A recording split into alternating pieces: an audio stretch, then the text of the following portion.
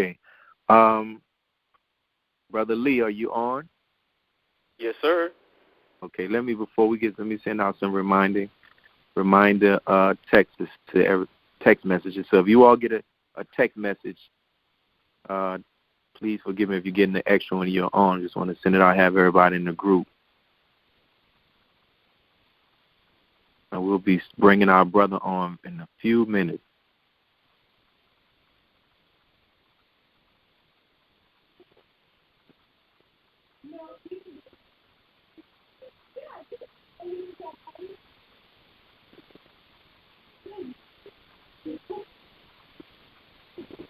A second, let me send this off. And here we go. And we got several requests that we continue to do these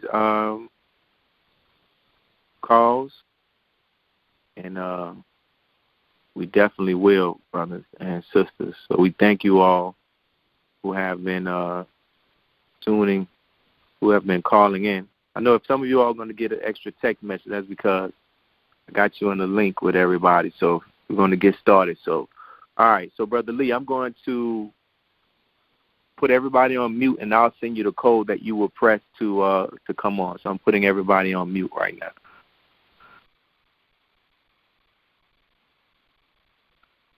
Okay. In the name of Allah, the Beneficent, the Merciful, I greet you all once again with the greetings of peace and paradise. Assalamu alaikum. Brothers and sisters, we have our brothers from the city of Fort Worth, and I often hear them say when they're on our weekly student ministry call in the Southwest region, they say Funky Town. I don't know why they call it Funky Town, but that's where our brother's from, Fort Worth. And one thing about Brother Lee, he's studied, and Brother Lee has a bunch of resources. I asked Brother Lee about something. He said, 1 second, let me pull it up, and sent it to me.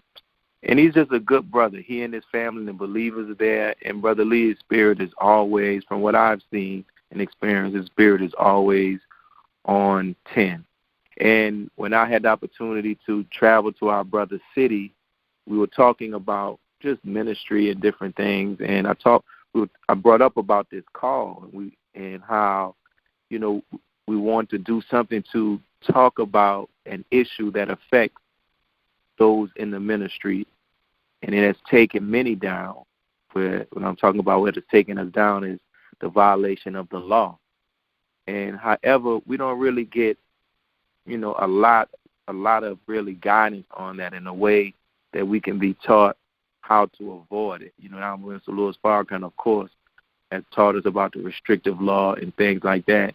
And in addition, I think what we can do as a class to support the work of the minister is to have these talks and have where someone from amongst our class can come and share things with us, that can help strengthen us to keep us on this post so we don't fall victim to the law and end up also really damaging the atmosphere of the mosque. Because if you're in a mosque or a study group, and you've ever been in a mosque or a study group where a laborer had to be escorted, a given time, I think you all can bear witness to the chilling effect that it has on the spirit of the mosque. So we want to reduce that and hopefully eventually eliminate it. So without further delay, I want to bring our Brother Lee Muhammad from mosque number 52, right? Fort Worth, Texas. Assalamu alaikum, Brother Lee. Yes, sir. There you go, my brother. So you can go ahead and get started. Yes, sir. In the name of Allah, the Beneficent, the Merciful, I bear witness that there is no God that deserves to be served or worshipped besides Allah, who appeared to us in the person of the great Mahdi, Master Farad Muhammad. We thank him for his coming to seek and to save that which is lost. We thank him for his wise choice from among us of a divine leader, teacher, and guide, whom we recognize today to be the Messiah, the exalted Christ. I speak of the most honorable Elijah Muhammad. We thank him for his service and work among us.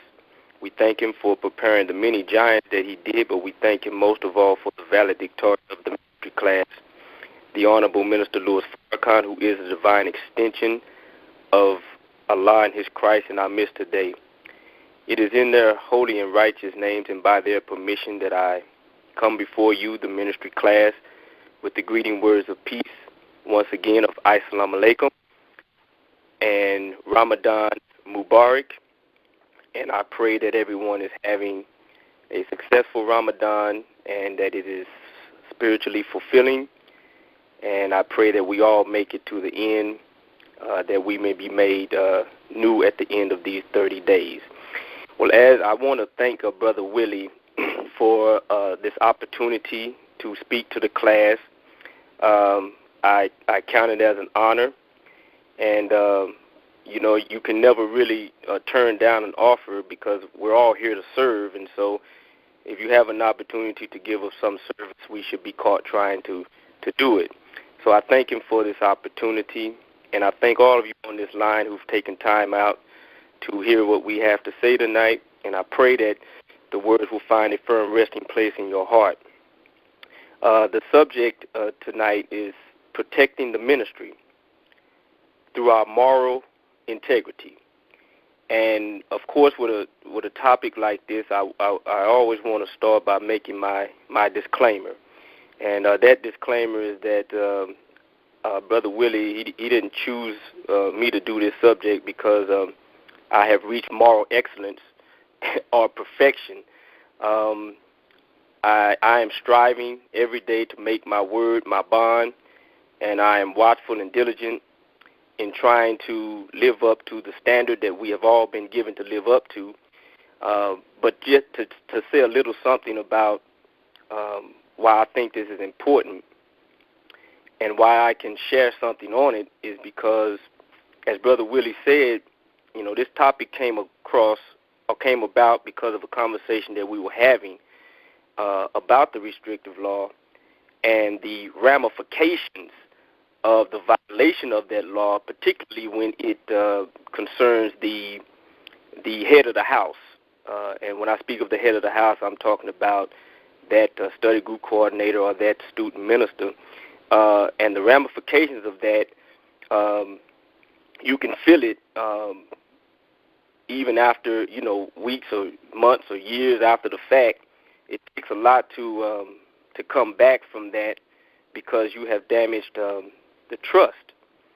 And so I want to say something about myself in that, I've been in the ministry for just about as long as I've been in the Nation of Islam.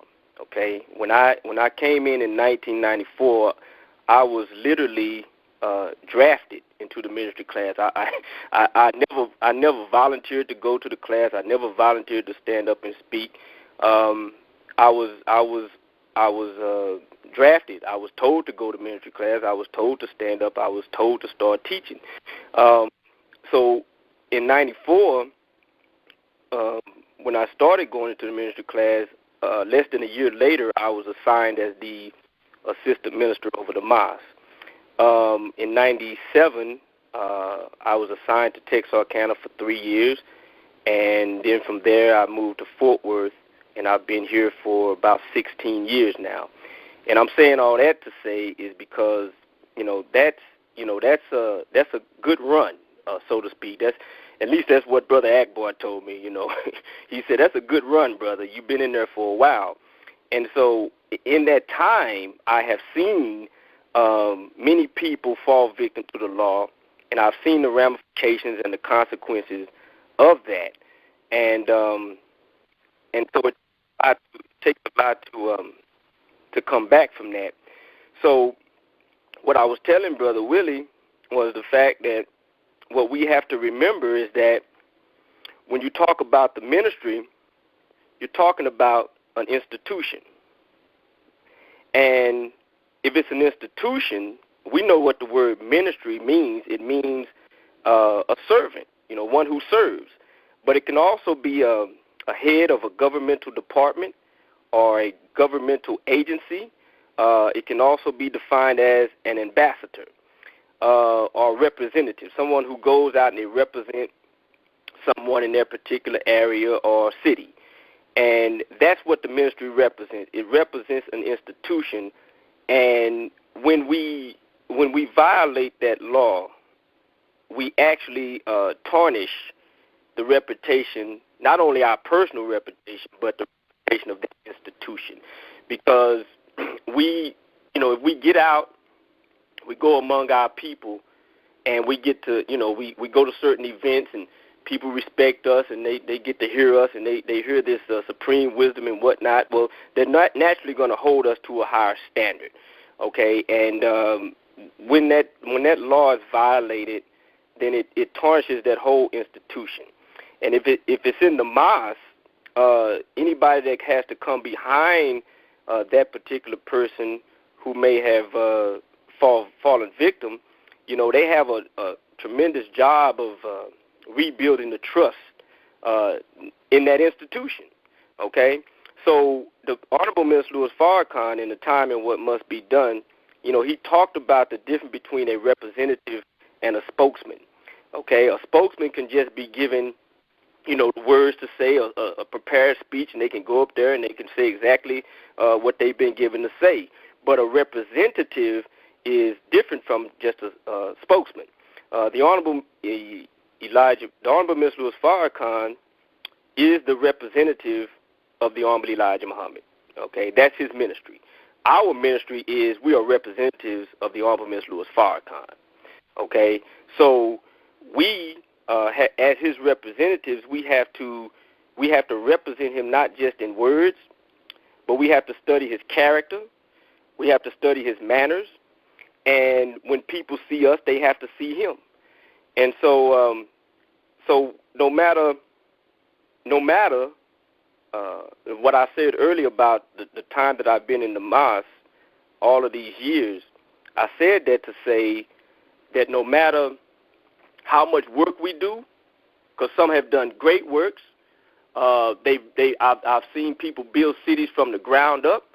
I've seen them call many people to Islam, but no matter what the gift is, no matter how much work we put in, if we have a moral failing, that moral failing can possibly bring an end to our entire ministry, and that will be our legacy. So we have to look at our legacy and the kind of legacy we want to leave behind, and we have to do that by being not just spokesmen, but representatives of the Honorable Minister Louis Farrakhan in character and in deed. So I want to read something from a letter that the Honorable Elijah Muhammad wrote December 3rd, 1934. And this is talking about the evils of which we must be watchful. And an evil is anything that is detrimental or is harmful. And to be watchful of that evil. If you're watchful, it means you're on guard. And anybody that's on guard, they're in control of what enters or what exits. Okay, so you're watchful, you're alert, you're walking your post in a perfect manner, keeping always on the alert. So he writes in this letter to the ministry class, Detroit number 1. He says, this is just an excerpt. He says, most surely, a minister of Islam is not one who is careless and slothful, but a willing worker and guarding himself against evil. Because two evils, which I know, if we can guard against, we should make worthy ministers. Now again, Brother Robert Muhammad out of Austin 2 weeks ago talked about commitment. And we have to examine ourselves to see if we are committed to doing the work.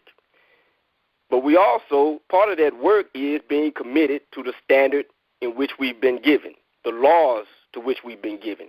So we have to be committed to that. And if we're committed to that, then we're always watchful and guarding ourselves against those evils. So he says, because two evils which know if we can guard against, we should make worthy ministers. First, he says, keep our eyes from coveting others' luxury, such as money and fine clothes. Second, the enticing beauty of women. Well, the first one, coveting, means you have a desire to possess something that somebody else has. And when he uses the word such as, that denotes that that's just an example, but it's not just that. It can include many other things. So he's just giving you an example, but it's not restricted to that. So anytime you have a desire to possess something that somebody else has, that's coveting. So when Jesus says in the Bible, a man who looks at a woman with lust in his heart has already committed adultery. Well, you can't help but see women. You see women all day. But when he said lust in your heart, that means you have a desire to possess, okay? And if it's somebody else's spouse, then you're coveting somebody else's spouse. So we have to, as the Quran says to Prophet Muhammad, peace be upon him, when he saw the riches of the Quraysh tribe that was persecuting him, Allah told him to cool your eyes. So we have to cool our eyes, and we have to focus on the first. And then if we seek the kingdom of God first, then all of these things will be added to us. So the first one is coveting others' luxury, such as money and fine clothes. And second, he says the enticing beauty of women. Now, I understand there are some sisters on the phone, so this applies to any sisters in the ministry as well, because the word beauty, the beauty is defined as a combination of different aesthetic qualities, whether it's form, size, shape, and as a man, I don't know what a woman finds attractive in another man. She'll have to answer that. But whatever it is, if you're a natural woman, you're attracted to the opposite sex, and that man is attracted to you, then you have to be watchful of that man and whatever you find attractive in that man. But he writes here, in reference to brothers, the enticing beauty of women. He goes on to say, these two evils are most troublesome, but there is another evil to be watchful of, and that is poverty. When we come to want and be in great straitness, there is a test of our worthiness. But be not a striker. He that starts and turns back is not worthy. So that's in reference to Jesus when he said in the Bible, he who puts his or her hand to the gospel plow and turns back is not fit for the kingdom of God. So when he says, be not a striker, when people go on strike, they go on strike because they feel they're not being compensated for the work that they're giving. So they slow down their production, either altogether slow down or they just slow down a little bit, but they're on strike. And basically, normally Elijah Muhammad is saying that, we have to be patient because, Minister Farrakhan and Elijah Muhammad both are perfect examples of being patient and doing the work and planting the seeds, and over time we will get our reward. So poverty becomes a test because when we're in straightness, people may bring us all type of offers that, sound too good to be true, and they probably are, and we may find ourselves getting into some get-rich-quick scheme that may not be legal or may wind up making our situation worse. And again, that's why we should be careful of the business dealings that we enter, because if something goes wrong, then again, we don't represent ourselves, we represent an institution, okay? And it's all about building trust, because once that trust is damaged, it takes a while to get that trust back. So since this is a practical phone call, and we're looking for best practices, then we want to talk about how do we guard ourselves against these evils. And I want to read something from the Quran. This is from Surah 29, Al-Ankabut, the spider, Holy Quran 29:45. It's under section 5 entitled, The Quran is a Purifier. It says, recite that which has been revealed to thee of the book, and keep up prayer. Surely prayer keeps one away from indecency and evil. And certainly the remembrance of Allah is the greatest force. And Allah knows what you do. Now, you have three things that you can do in this one verse. Recite what has been revealed to you. That's recite the Quran. 2, keep up prayer. And then the third is the remembrance of Allah. Prayer, we know that the 5 prayers that we make is called salat. That's our worship service. Then there's another Arabic word called zikr, which is the remembrance of Allah. But we can say that any time during the day.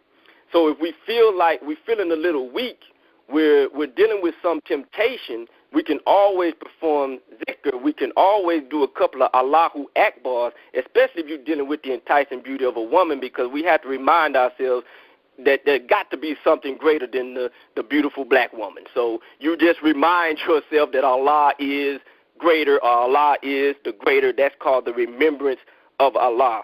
And so reciting the Quran, prayer, and the remembrance of Allah is really all the same thing, because the Quran, when you read it, is really one long prayer from beginning to end. So if you read it every day, then that's practicing the remembrance of Allah. If you make your salat 5 times a day, that's the remembrance of Allah. If you bring Allah to remembrance in every situation, that's the remembrance of Allah. In fact about it, the Honorable Minister Louis Farrakhan said, we don't need to think about Allah 5 times a day. We need to think about Allah in this world every fraction of a second, because in this world, Satan desires to take all of us down. If that dragon moves his tail and removes a third of the stars of heaven, that means we don't have a chance unless we are in the bosom of Almighty God Allah. So we have to be in constant prayer, constant submission, and constantly bringing him to remembrance. Now, I read this a couple of years ago about African elephants and Indian elephants. When you see Tarzan getting on top of African elephants, don't believe it, because you cannot get on an African elephant like that and just ride it, okay? You may be able to get on an Indian elephant, because an Indian elephant is more domesticated. But an Indian elephant, when they go in these parades down India, they have these parades and they go down the street, and what they have to do with an Indian elephant is they have to put something in his trunk for him to hold.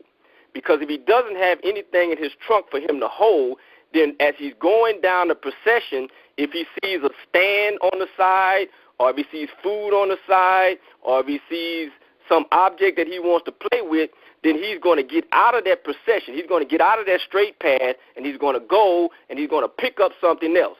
But if he already has something in his trunk, he's trained to hold this. So if he already has something in his trunk, then he's not as easily distracted by things that he sees in his peripheral vision. So that is the purpose of the remembrance of Allah. That is the purpose of prayer. That's what we hold on to keep us focused. Okay? So I want to go to the Bible, Matthew 26 and 41. Jesus says this. He says, watch and pray so that you will not fall into temptation. Okay? So watch and pray. Of course, the word and is a conjunction. Conjunction, junction. What's your function? Watch and pray. It combines 2 words. So you have to watch and pray so that you will not fall into temptation. Now, he didn't say fall into sin. He said fall into temptation, because it's temptation that leads to sin. So we're not going, once we get into the sin, it's too late.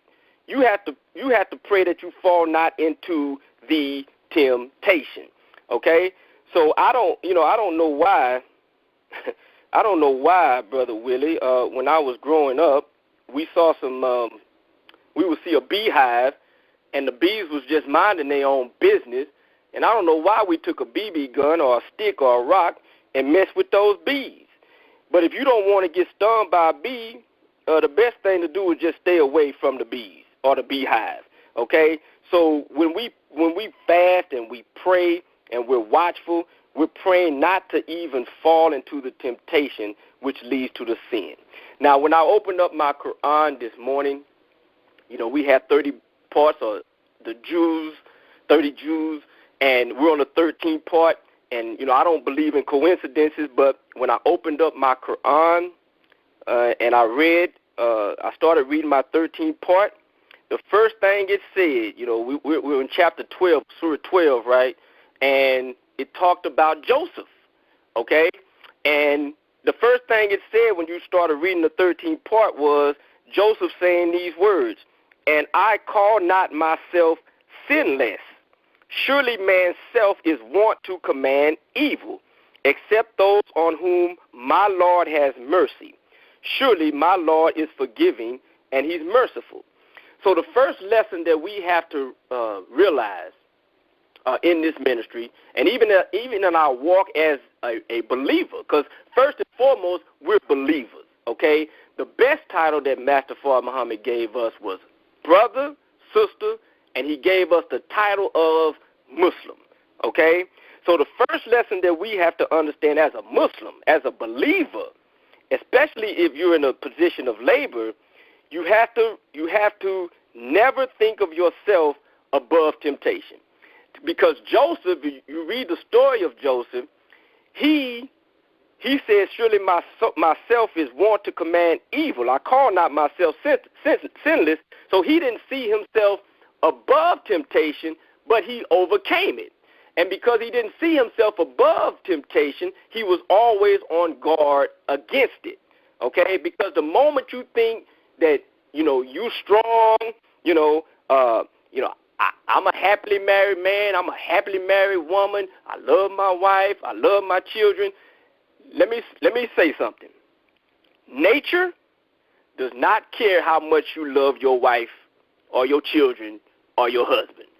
Nature says that the male and the female are naturally attracted to one another.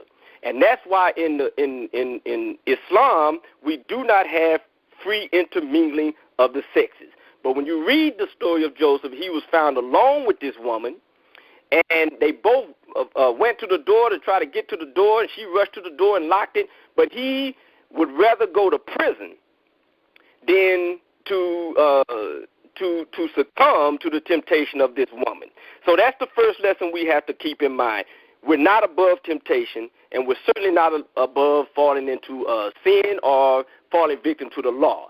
Okay? If one thing I know, you don't put nothing past nobody. Okay? So we have to always be honest with ourselves and know that we live in a world that we have to constantly stay vigilant. So, in the book of Ephesians, and I'm gonna go into some practical things, because in the book of Ephesians, chapter 5 and 3, it says, and different translations say it differently, but this says, among you there must not even be a hint of sexual immorality. Now, what we have to do in the ministry, we're going to be called, our work is, about 10% of our work is at the rostrum. The rest is about, administration and pastoring and counseling people and going to visit the sick and dealing with people's problems or trying to help them, in matters of faith and whatnot. So we have several things to do, but whatever we do, beloved, everything has to be done in the open, and we can't give anybody any room to cause mischief, okay? One thing I was told when I first entered the ministry by my regional minister was, he said, well, never meet with a sister with the door closed, okay? Because once the door's closed, she can say anything happened. So everything has to be out in the open. We have to be transparent. We can't even have any hint of some secrecy going on. When you counsel, particularly when you're in counseling with the opposite sex, okay, well, basically, if a woman comes to you with a problem, say it's a marital problem, well, first of all, you tell her to go get her husband, okay, and vice versa. If you're a sister in the ministry and a brother says he has a problem, then no, you tell him go get his wife, because one thing I know for sure is that there's always two sides to every story anyway, okay? So you never counsel the opposite sex alone. You always have the other person involved, okay? And if I'm a brother and a sister has a personal problem, then I'm going to turn her over to my sister captain. That's what she's for. Okay, so it's just certain things I don't even deal with. I don't even put myself in that position because some things just look bad, and then there are people who try to make mischief with things, and then rumors start spreading, and you don't even want the hint of any sexual immorality. Okay, so that's in counseling, and of course, this is not just in the mosque. We have to, as student ministers, we have to know how to act at home and abroad. So when we go out into the public, people talk to us. Sisters, sisters want to come up and talk to you, smiling at you, want to hug you and all that kind of stuff. But you have to always be on your best manners, because Minister Farrakhan said, good manners protect good morals.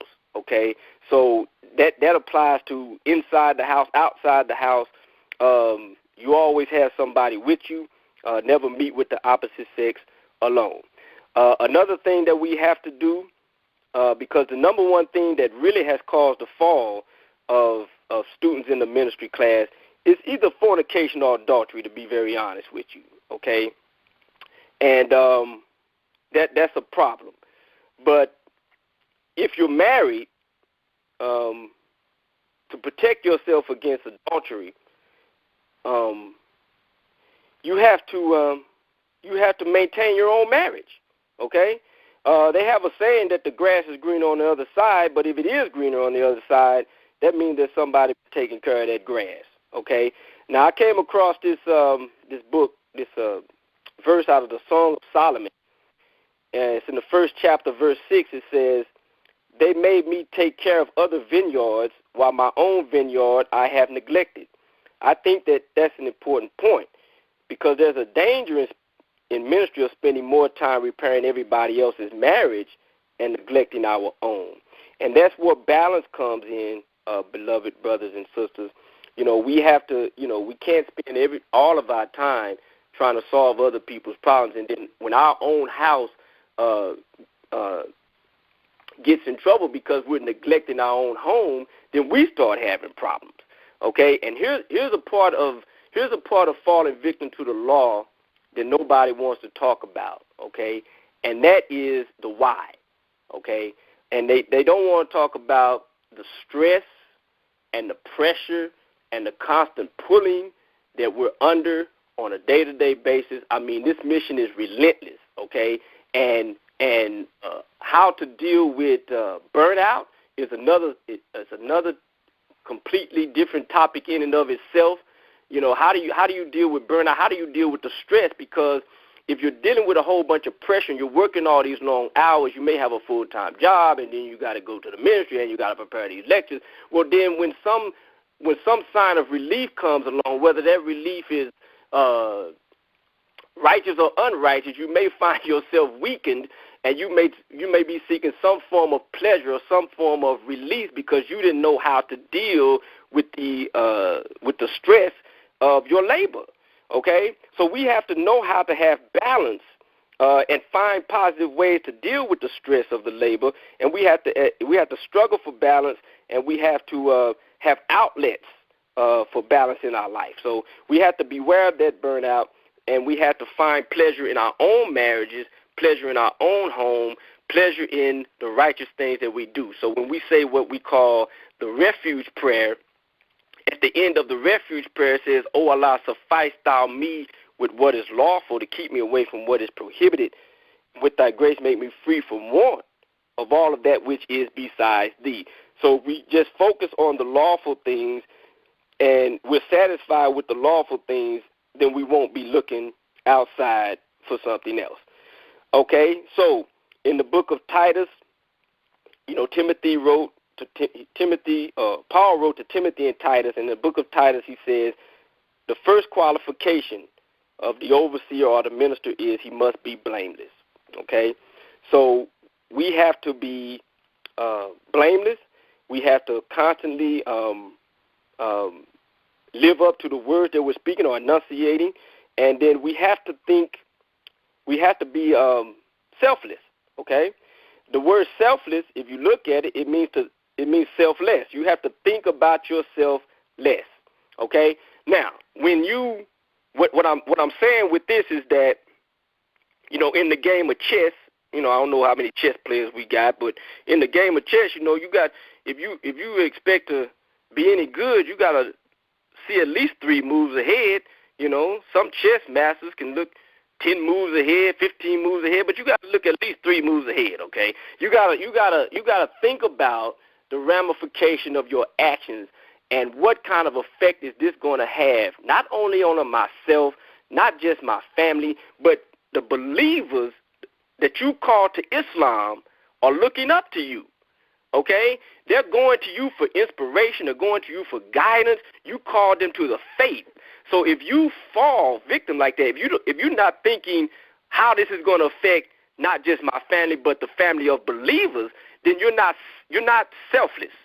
Okay? You're thinking just about yourself, and you're not thinking of yourself less. Okay, you have to think about other people that you really say you love. How is this going to affect them? And you have to see, okay, if I do this, if I make this move, then what's going to be the consequences? And if that happens, then what's going to be the consequences? Okay, so we have to be able to really think before we even put in a situation. We got to imagine in our mind how we're going to handle it and what would be the right thing to do. Okay, so integrity, I'll move to integrity and what that is, because integrity, they say, according to this world, I think is a good definition. Integrity is doing the right thing when no one is looking. Okay, so when you're doing the right thing when no one is looking, then that means when somebody is looking, then you can be authentic, you can be genuine, because you're holding yourself to a standard at all times. Now, in Islam, we have a hadith of the Prophet when Gabriel, the angel Gabriel, came and sat down with him. He was a man, and he sat down with the Prophet, and he started asking questions about the faith, Imam, the faith. And there's an Arabic word, ihsan, that means perfection or excellence. And so in this hadith, Gabriel was talking to the Prophet, and he says, tell me about the excellence in faith, or the ihsan. And the prophet replied, it is to worship Allah as though you see him. And though you do not see him, you know that he sees you. So that is the perfect faith, or the excellence in faith. It is to live our lives knowing that Allah sees us. And we have to act as if we see him. We have to, my mother used to tell me that when I was in school, and I used to cut up in class. And she said, next time you go back to class, after she wore my backside out, she said, next day you go back to class, I want you to imagine that I'm sitting right there in that class looking at you. And you know what? It actually helped, because I knew that even if she wasn't there, I knew that if I got in trouble again, I was going to have to deal with the consequences. And so I'm going to wrap this up with 2 more points, and we can ask any questions if we like. But the Honorable Elijah Muhammad, he said, and I read this closing the gap, he said the last great test of the believer is that he has to go through, or the last great test of the believer that he has to go through to get to the other side is the fire of temptation. Okay? So there are many things in this world that's going to tempt us, that's going to entice us to get all the way up to the doors of the hereafter and turn around. But if we can go through that fire of temptation, which, by the way, entice, the root word of entice means to burn with fire. So we're going to be enticed by a lot of things, but we have to keep the remembrance of Allah at the forefront. We have to be watchful. We have to never put ourselves in a position to be tempted, because, when you talk about, when the Quran talks about adultery, it don't say don't commit adultery. It don't say don't commit fornication. It says go not near it, which means never put yourself in a position to be tried like that. I heard Sister Ava say this one time. She said, you can't say that I'm not an adulterer if you've never actually been in the position where you actually said no. You don't know what's in your heart until you've actually been in that position. Well, I don't want to know. I'm not going to even put myself in that situation, okay? So we have to be on guard against that. And something else that Sister Ava said Sunday that was very relevant. She said, we can't resist Satan just by knowing the word of God alone. We have to know what's in our heart and in our soul. which means we have to do some self-examination, self-analysis, and self-correction, and be honest with ourselves and know what our weaknesses are. And if we are weak in a certain area, then we have to focus on getting strong in that area and never put ourselves in a position to actually be tried. So lastly, as I close, the best thing we can do, is always have a role model that we can look up to. Since I've been in Fort Worth, I've been called to jury duty about 5 times, and I never got chosen to be on a jury because I was always honest, okay? When they ask me questions like, well, what is your favorite newspaper or magazine that you like to read? I say, well, it's the Final Call newspaper, okay? Then one time they asked me, they say, well, who do you look up to as a role model in your life? I said, the Honorable Minister Louis Farrakhan, okay? Whoever you look up to, whoever you want to pattern yourself after, you look for a person with character, with integrity, and you look to that person. That is the standard by which we live. So the Holy Quran says in Surah 33, verse 21, certainly you have in the messenger of Allah an excellent exemplar for him who hopes in Allah and the latter day and remembers Allah much. So the last thing Sister Ava said on Sunday was Farrakhan is the teacher. And he's not just teaching us in words. His life is part of the message. So to study his character, to study his actions, his behavior. He was in Atlanta for the Holy Day of Atonement, and he was talking about Nina Simone, inviting him over. And he was like, well, sister, he thought that he was going to teach us some Islam, And she said, I don't want no dinner. And she wrote a few things in her memoir about the minister. But, you have to ask yourself, even at that stage, what gave the minister that type of integrity and character to say no? It was his love for Allah, his love for his teacher, and he was focused on the mission. And that has to be our focus, and that is our example. So thank you, Brother Willie, for this time, and may Allah bless you all. Assalamu alaikum. Alaikum salam, and all praises due to Allah. Thank you for the very real discussion that you had on these very critical topics. So this is the opportunity I want to give. If there's anyone that's on the line that has any questions that you want to ask our brother, here's your opportunity. I know it takes some time for people to press. You will press *6 to unmute your call. So if you want to get on and ask them a question, this is your opportunity. So I guess that means no. I know it's late. People, like you said, they probably have that itis right about Brother Willie. Yes. Brother Willie. Brother Hugh, I don't have a question. I just want to say I really enjoyed and thank Brother Lee. Did a fantastic job, and I greatly appreciated the conversation. I was a little late. I was on our ministerial call on the West Coast with Minister Tony. I didn't get on until about quarter after the hour, but fantastic job. And I wish, I on this call and the other call that I've been able to be on, that some of our young student ministers, because I know I learned a lot from it, so I could just imagine calls like this one, what some of the younger student ministers, believers as a whole, but since we're in the ministry class, those in the ministry class that are assistants, man, fantastic job, really. I just want to say thank you very much, my brother. All praise to Allah. Thank you, Brother Hugh. Appreciate it. Definitely. Anybody else has a question or a comment?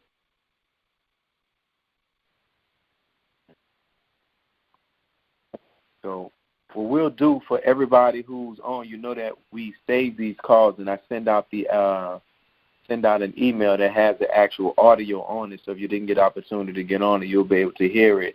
And what we're going to do, we're going to take a couple of weeks off because this was pretty much the last call, and we'll begin to start putting together some more topics. And if you have any topics that you would like to have covered, please send the topic names to me. And also, in addition to that, if you got any people that you think that would be good at covering those topics, send their names to me as well, and we'll compile them and reach out to them. We're going to open it when we start up again. We're going to reopen it open it up for people who may have not had opportunity to participate in these series of calls. So we'll open it up to get more people on it, because I know, just like Brother Hugh said, I found what everybody has shared, from all of the speakers. I've got something or some things from them. So I really thank everybody who shared, and also with Brother Lee's words tonight as well. So if there's no other comments and no other questions, what we're going to do, we'll conclude the call. And I ask that please take a few minutes just to send me some feedback. What did you think about the call? What did you get out of the call? Just a few little words, because we want to look at the feedback and also let the presenter know, what people gain from what he or she had to say as well. So thank you, Brother Lee. Can't thank you enough for taking the time out. May Allah continue to bless you and your family. And we are, inshallah, y'all just stay tuned, and we'll put the link out for others who want to get involved and participate and be on the call. So may Allah continue to bless each and every one of you all. But make sure you all send just a few little words. What did you get from tonight? What stood out to you? So may Allah continue to bless each and every one of you all. Assalamu alaikum.